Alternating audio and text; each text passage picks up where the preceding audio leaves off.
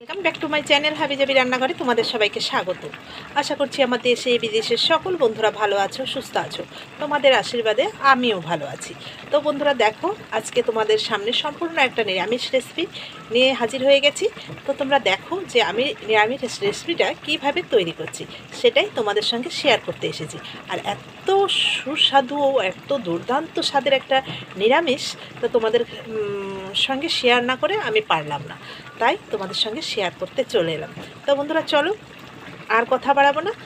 ও হ্যাঁ, তোমরা এখনও যারা আমার চ্যানেলে নতুন দেখছো, বেরিয়ে যাচ্ছ, চ্যানেলটাকে সাবস্ক্রাইব করছো না, তাদের বলছি চ্যানেলটাকে সাবস্ক্রাইব করে দাও। আর প্রতিদিন চ্যানেলটাকে সাবস্ক্রাইব করে দিয়ে বেল আইকনটা টিপে দাও, যাতে প্রতিদিনের রেসিপি প্রতিদিন তোমাদের কাছে পৌঁছে যেতে পারে। তো চলো বন্ধুরা আর কথা নয়, এবার দেখে নিই, আর ছোট্ট একটা লাইক দিয়ে দিও। দেখো বন্ধুরা, আমি এখানে আজকে নতুন একটা রেসিপি তোমাদের সঙ্গে শেয়ার করতে এসেছি। এখানে দেখো, রেসিপিটার জন্য আমি বড়ি নিয়ে নিয়েছি, আর এখানে আলু খোসা সহ কেটে নিয়েছি। দেখো, ছোট ছোট আলু আমি দুফালা করে কেটে নিয়েছি। এখানে আমি মিষ্টি আলু নিয়েছি, এই দেখো মিষ্টি আলুটা কেটে ধুয়ে নিয়েছি। আর এখানে নিয়েছি আমি সিম, এখানে নিয়েছি আমি বেগুন, ঠিক আছে, আর দুটো টমেটো নিয়ে নিয়েছি। আর একটু আদা নিয়ে নিয়েছি আমি, তো আদাটা তোমাদের একটু পরে দেখাচ্ছি, আমার বাটা হয়ে গেছে আদাটা, তো আমি এখানে আনিনি, ঠিক আছে। আর নিয়েছি কাঁচা লঙ্কা, আর নিয়েছি 5 ফোড়ন। তো চলো, আমি কড়াই এদিকে বসিয়ে দিয়েছি। এবার কড়াইতে আমি এখানে তেল দিয়ে দিচ্ছি। তো তেল দেওয়ার পরে আমি বড়িগুলো আগে ভেজে নেব, ঠিক আছে। তো রেসিপিটা যদি তোমাদের ভালো লাগে অবশ্যই লাইক কমেন্ট করে দেখো, আর যদি তোমাদের ইচ্ছে হয় তাহলে একটু শেয়ার করে দিও, যে তাহলে আমি বড়িগুলো আগে ভেজে নিই। এই রেসিপিটা কিন্তু দুর্দান্ত হয় খেতে, তো সেই জন্যই তোমাদের সঙ্গে আমি শেয়ার করার জন্য এলাম। সেই জন্য বড়িটা আমি ভেজে নিচ্ছি। দেখো, বড়িগুলো আমি লাল লাল করে ভেজে নিয়েছি। এবার এর মধ্যে আমি বেগুনগুলো দিয়ে দেবো, বেগুনগুলো একটু ভেজে নেব। তো রেসিপিটা তোমরা একটু ঠিকঠাক করে ফলো করো, দেখো একদম সহজভাবে এত সুন্দর একটা রেসিপি হবে, তোমরা ভাবতেও পারবে না। বেগুনটা একটু ভেজে নিচ্ছি আমি। দেখো, বেগুনটা একটু হলুদ দিয়ে আমি ভেজে নিয়েছি। এবার আমি নামিয়ে নেব, আবার চাপিয়ে দিলাম। এবার আমি আবার একটু তেল দিয়ে দেব।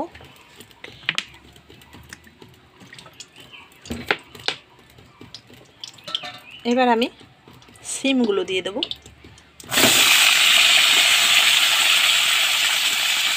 সিমগুলো একটু ভেজে নেব। দেখো, সিমটাও আমার বেশ ভাজা হয়ে গেছে। এবার আমি নামিয়ে নেব। দেখো বন্ধুরা, আমি সিমটা নামিয়ে নিয়েছি। তবে এর ফোড়নটা দেখো, এখানে দিলাম আমি তেজপাতা, আর দিলাম আমি এখানে কাঁচা লঙ্কা। এই কাঁচা লঙ্কাটা এই রেসিপিটার বিশেষ করে প্রয়োজন, তাই কাঁচা লঙ্কাটা দিয়ে দিলাম। এবার 5 ফোড়ন দিয়ে দিলাম। কাঁচা লঙ্কাটা ভাজাটা কমপ্লিট হয়ে যাওয়ার পরে দেখো আমি 5 ফোড়নগুলো দিয়েছি। এবার 5 ফোড়নটা বেশ করে একটু পোড়া পোড়া হবে, সেই মুহূর্তে তোমরা দিয়ে দেবে একটু আদা বাটা। আদাটা কিন্তু একদম মিহি করে বাটবে না, থেতো থেতো করে বাটবে, ঠিক আছে, মানে ছিবা ছিবা হবে। দেখো, 5 ফোড়নটা একটু বেশ পোড়া পোড়া হলে এর সেন্টটা একটু ভালো বেরোয়। এই দেখো, আদাটাও দিয়ে দিলাম,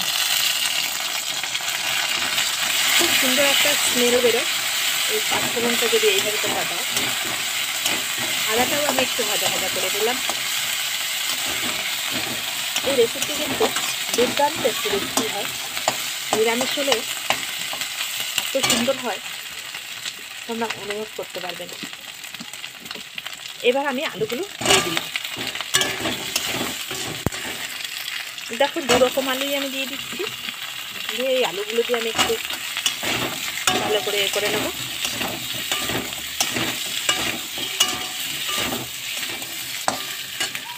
এই মুহূর্তে দেবো আমি হলুদ, একটু আলুটার মশলাটা একটু ভাজা হওয়ার পরে হলুদ দিলাম। দিকটা বেশ ভালো ভাজা হয়ে গেছে। এবার আমি এই সব সবজিগুলো দিয়ে দিলাম, দিয়ে আমি নুন দিয়ে দেবো পরিমাণ মতো।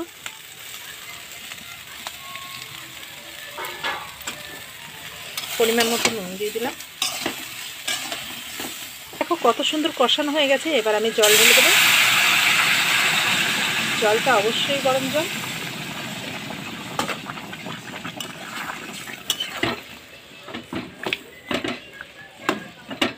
তবে এই তরকারিটা কিন্তু খুব একটা ঝোল হবে না, তাই ঝোলটা তোমরা একদম বুঝে শুনে দেবে।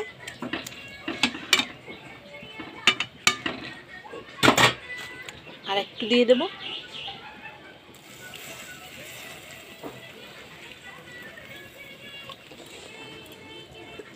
এই মুহূর্তে আমি একটু ঢেকে দেব। এবার তরকারিটা আমি একটু আলগা করে নেব। দেখো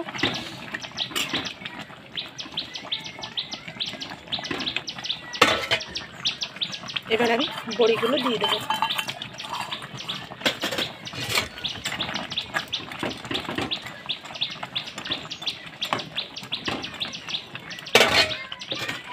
এবার আমি টমেটো দুটোও দিয়ে দেবো। তোমরা অনেক সময় হয়তো ভাবো যে টমেটোটা তেলের উপর দিল না কেন, হয়তো কেউ ভাববে, কিন্তু এটা তেলের উপর দেওয়ার মতো রেসিপি নয়। এটা এইভাবেই দিতে হবে, আর এইভাবে দিলে এই রেসিপিটা খুব টেস্ট আসবে। এবার আমি ঢেকে দিলাম। এবার আমি ঢাকাটা তুলে নেব। দেখো ও কি দুর্দান্ত কালার এসেছে। দেখো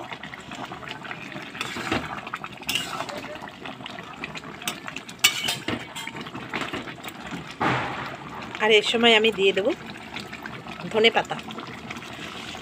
তরকারিটা আমার রেডি হয়ে গেছে।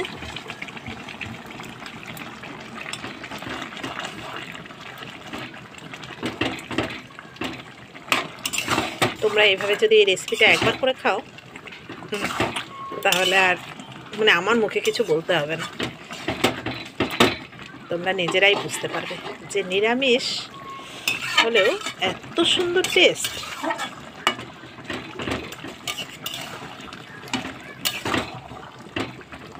দেখো পারফেক্ট রেডি হয়ে গেছে।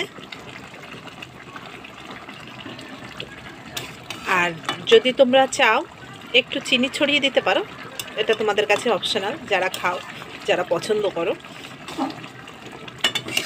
আমরা এটা পছন্দ করি না, তাই আমরা ওটা দেব না, ওটা স্কিপ করে গেলাম।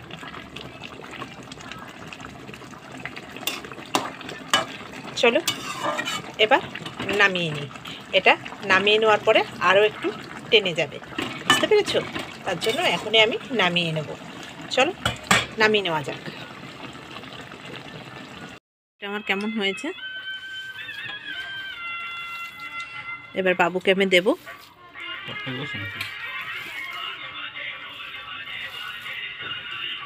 বাবু বড়ি খেতে খুব ভালোবাসে। এবার মেখে দেব।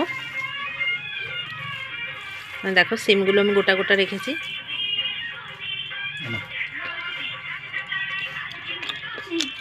অসাধারণ মিষ্টি আলু দেওয়াতে তরকারিটা হয়েছে।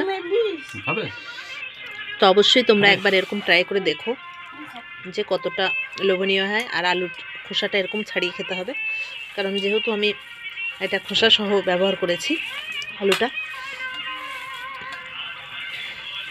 তো বন্ধুরা তোমরা প্রত্যেকে আমাকে একটু কমেন্ট করে জানিও যে তোমাদের কার কেমন লাগলো ভিডিওটা, আর ট্রাই করে অবশ্যই আমাকে জানিও যে তোমরা কেমন টেস্টে খেলে।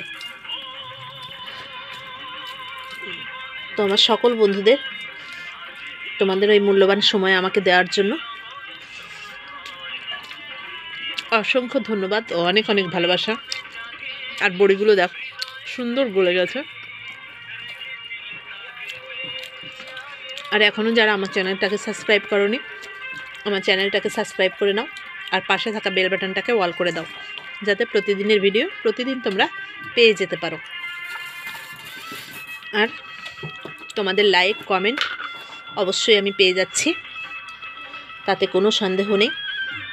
সত্যি বন্ধুরা, তোমরা যে এত সুন্দরভাবে আমাকে সাপোর্ট করছো তার জন্য তোমাদের অসংখ্য ধন্যবাদ ও অনেক ভালোবাসা। তো চলো আজকের মতো এখানেই বিদায় নিচ্ছি। আবার আসছে দিন তোমাদের সঙ্গে দেখা হচ্ছে অন্য কোনো নতুন রেসিপি নিয়ে।